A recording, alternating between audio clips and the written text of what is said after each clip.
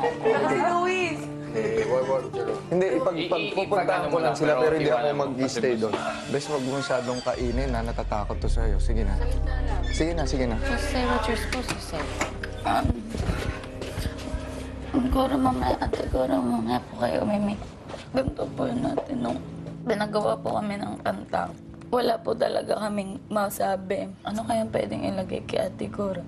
Nakalagay lang sa amin, tapang. Tapos biglang nagpap po yung, ay, yung song ni Ate Cora, ganyan-ganyan. Ibahin na lang natin. Yun nga, kasalanan po namin. Hindi kami nag-isip. Kasalanan ko po yun, Ate Cora. Sorry, hindi ako nasaktan dahil sa pinoint out mo sa katawan ko. Alam mo naman, hindi ako nahihiya sa katawan ko. Pero, nagmukha kang bad. Nagmukha kang body shamer. Yun ang lumabas sa bibig mo. Sa isip mo gusto mo, bunso kong kapatid dito sa bahay, magmukhang ganyan. Sa labas. Inaalagaan kita dito, di ba? Then, listen. Hindi ako magagalit sa'yo kung hindi kita mahal. Ikaw mismo ang naging basher sa akin.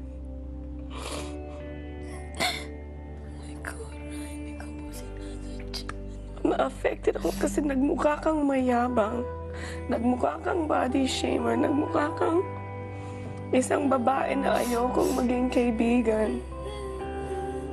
Kaya ako nasaktan. Kasi I know you're better than that, huh? I know you're nicer than that. Para lang sa challenge, baninay. Hindi ko po naisip yun.